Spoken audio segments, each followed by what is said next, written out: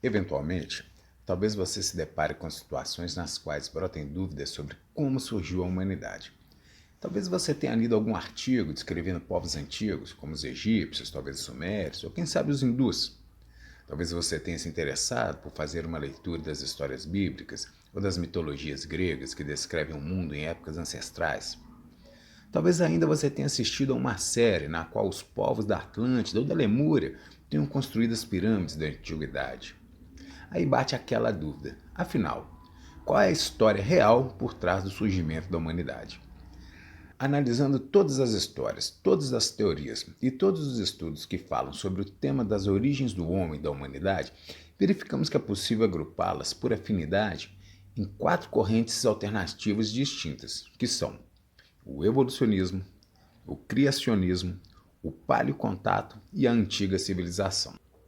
Essas quatro correntes narrativas incluem todas as narrativas e hipóteses conhecidas sobre as origens do homem e da humanidade e se organizam de acordo com a similaridade geral das ideias que elas carregam. Esse é o tema do nosso vídeo de hoje, que posso garantir já vale o seu like desde já. Então se inscreva no canal e deixe o seu like enquanto rola a vinheta.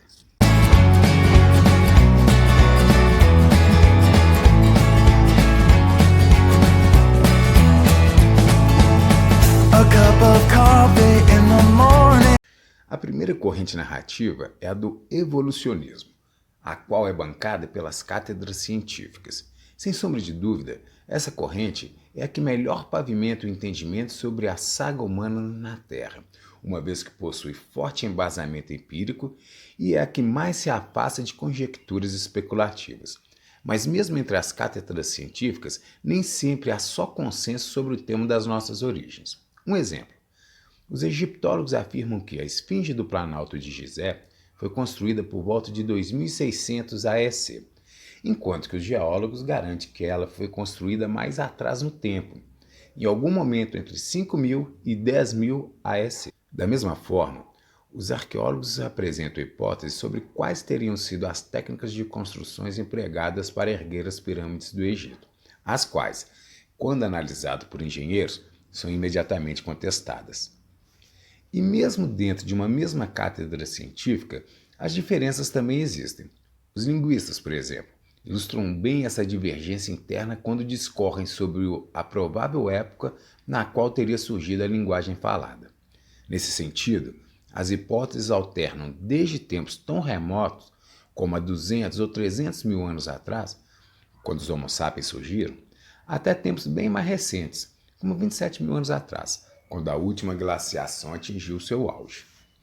Mas nem tudo é divergência entre as cátedras científicas.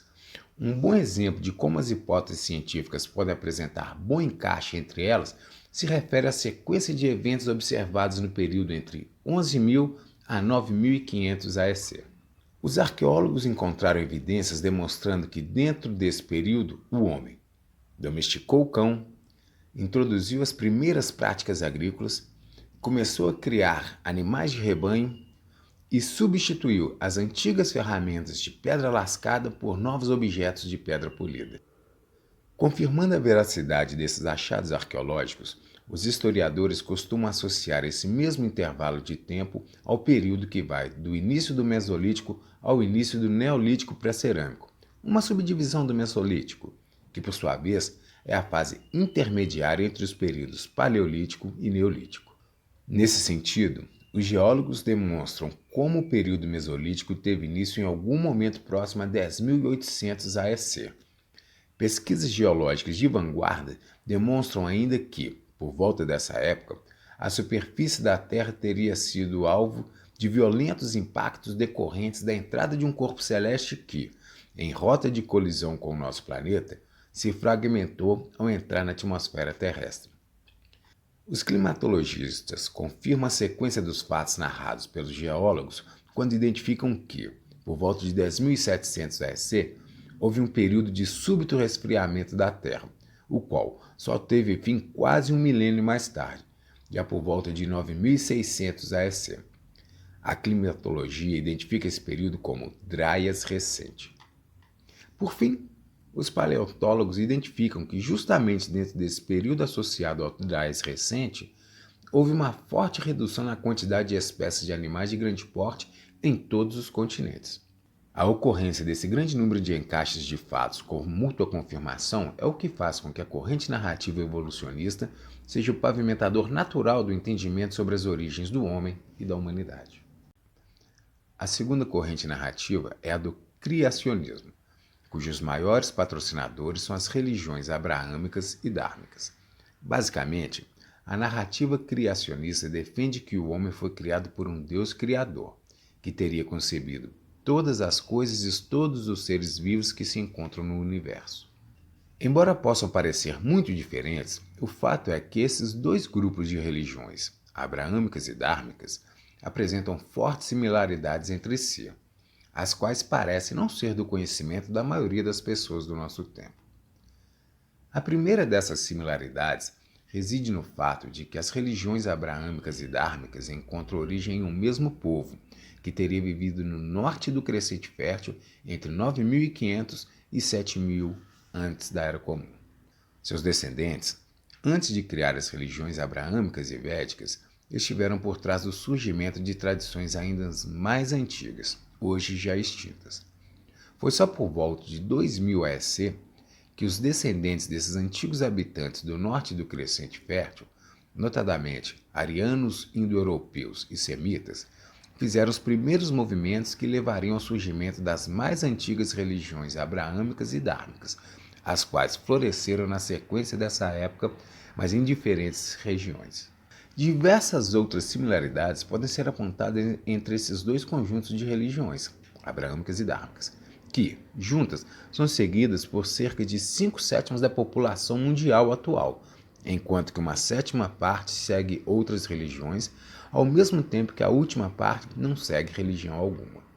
Ainda no campo das similaridades que podem ser observadas, verifica-se tanto no cristianismo como no hinduísmo a presença de uma trindade divina, Pai, Filho e Espírito Santo no cristianismo e Brahma, Shiva e Vishnu no hinduísmo.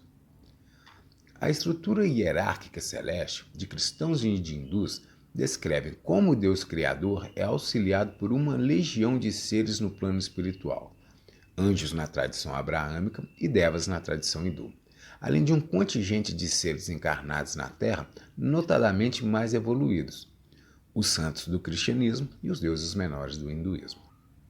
Da mesma forma, tanto o avatar cristão de Cristo, nascido por volta do ano 7 AEC, e o avatar hindu de Krishna, morto no ano de 3102 AEC, representam a encarnação de um dos avatares da Trindade Divina. Ambos nasceram de uma virgem no dia 25 de dezembro. Seus nascimentos foram anunciados por uma estrela, fizeram milagres em vida e, por fim, ressuscitaram no 3º dia após a sua morte. Talvez ainda você não tenha se dado conta, mas a pronúncia de Krishna e Cristo é muito parecida. O fato é que as similaridades entre as mais diferentes religiões são recorrentemente percebidas, de forma que a sua investigação comparativa é feita dentro do ambiente acadêmico por meio da religião comparada e da mitologia comparada. Ramos de estudos que se dedicam à comparação das práticas e doutrinas religiosas, bem como à acareação de temas e características comuns aos mitos. Como consequência desses estudos envolvendo as religiões e mitologias comparadas, surgiu um entendimento, amplamente reconhecido entre religiosos e cientistas, de que essas similaridades surgem por meio de um processo conhecido como sincretismo religioso, no qual uma religião nascente se inspira na mitologia e nas práticas de outras religiões mais antigas, adotando-as e incorporando-as a um acervo mitológico doutrinário próprio e adaptado a um novo povo, a uma nova época e a uma nova demanda. Os processos de sincretismo religioso são as formas nas quais os mitos ancestrais, inspirados em arquétipos ainda mais antigos, surgidos no Paleolítico, se reproduziram ao longo dos milênios, evoluindo até alcançarem a forma das doutrinas modernas que se apresentam por meio dos sistemas religiosos, filosóficos, doutrinários e místicos do nosso tempo. O processo de sincretismo religioso demonstra, por exemplo, a fonte que se esconde por trás do mito do Deus Criador, nomeado Javé, pelas tradições abraâmicas, e Brahma, pelas tradições védicas. Este gerou e nomeou o primeiro ser humano, chamado Adão, na tradição abraâmica, e Adama, na tradição védica. A inspiração para a criação dos mitos de Adão e de Adama encontra reflexo no anterior mito de Adapa, de origem suméria, cuja religião antecede as tradições abraâmicas e dármicas em alguns milênios. Dessa forma, a mitologia presente na antiga religião suméria surge como a mais antiga fonte a partir da qual se inspiraram todas as tradições mitológicas que se sucederam, tais como a egípcia, a babilônica, persa, greco-romana, céltica e nórdica, entre outras, as quais deram origem às religiões do nosso tempo, como é o caso do hinduísmo, do judaísmo, do budismo, do cristianismo e do islamismo. De qualquer forma, o importante é ter em mente que as religiões dos troncos abraâmico e dármico são o maior expoente da corrente narrativa criacionista. Ao longo do tempo, essas religiões têm se mostrado antecipadamente esclarecidas sobre fatos que, apenas milênios mais tarde, seriam incorporados à narrativa científica evolucionista, uma vez que as pesquisas genéticas, arqueológicas e linguísticas só apresentaram progresso ao longo dos 2 últimos séculos. Um caso clássico nesse sentido foi quando as então mitológicas cidades descritas nas escrituras védicas, no Gênesis bíblico e mesmo a grega Troia, foram descobertas e escavadas por uma primeira geração de arqueólogos ainda no século XIX, quando só então essas cidades deixaram a esfera mitológica para entrar na esfera da história. A terceira corrente narrativa que se aventura em descrever as origens e a história ancestral da humanidade é a do paleocontato. Basicamente, essa narrativa defende que os deuses do passado e suas legiões de ajudantes são basicamente seres vivos de outros planetas, os quais seriam detentores de uma altíssima tecnologia, originada de um conhecimento muito superior ao dos seres humanos e, por isso mesmo, foram interpretados pelos povos antigos como sendo deuses.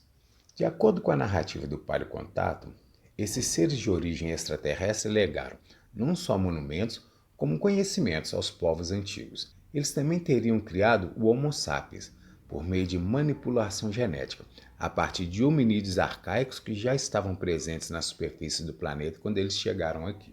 Segundo os estudiosos das teorias do paleocontato, essa é a melhor explicação para a imponente presença dos grandes monumentos monolíticos e megalíticos ao redor do planeta, os quais apresentam surpreendentes características arquitetônicas que impressionam até os dias de hoje. Da mesma forma, os defensores da narrativa do paleocontato enxergam nessa suposta presença alienígena em tempos ancestrais, a qual se perpetuou ao longo da história, a melhor justificativa para a insólita presença de uma grande quantidade de mitos que carregam detalhadas e abundantes semelhanças, os quais foram incorporados por povos que estiveram separados pela distância no tempo e na geografia terrestre, numa época em que muitas dessas populações estavam isoladas e não se comunicavam. A teoria do paleocontato é uma narrativa recente que surgiu, ou que pelo menos ganhou forte impulso, no final da década de 1960, quando o escritor e arqueólogo suíço Erich von Däniken publicou sua obra Eram os Deuses Astronautas, na qual ele lançou a hipótese de que os deuses das antigas religiões eram, na realidade, seres que teriam visitado o planeta Terra no passado. Outra grande força dentro da narrativa do paleocontato é a obra do historiador azerbaijano Zacarias Sitchin, que lançou no final da década de 1970 o seu livro O 12º Planeta. Sitchin, que era profundo conhecedor de religião comparada, mitologias e conseguia ler línguas antigas, entre elas o sumério, desenvolveu uma hipótese na qual a civilização suméria teria sido criada pelos Anunnakis, nome pelo qual eram chamados, em língua suméria, os Néfilins, os quais são citados no Gênesis bíblico e frequentemente são traduzidos como gigantes. A teoria de Sitchin defende, por meio de interpretação das antigas inscrições encontradas nas tábuas sumérias, como os Anunnaki, Néfilins, gigantes, uma raça de extraterrestres nativas de um 12º corpo do sistema solar, chamado Nibiru, teria iniciado a colonização da Terra por volta de 450 mil anos no passado e criado o Homo sapiens por meio de manipulação genética. Sem entrar no mérito dos fundamentos, o fato é que os estudos que envolvem a narrativa do paleocontato têm revelado fatos interessantes que conectam diversas culturas ao redor do planeta, como é o caso das pesquisas que apontam fortes semelhanças entre as técnicas de construção adotadas pelos construtores dos imemoriais monumentos monolíticos e megalíticos que encontramos nas Américas, na Eurásia e na África. Mas a crença em uma civilização extraterrestre de alta tecnologia, colonizadora da Terra e criadora do Homo sapiens, também encontra eco entre os ufólogos casuísticos modernos, mas é vista com rejeição entre os defensores das duas correntes narrativas anteriores.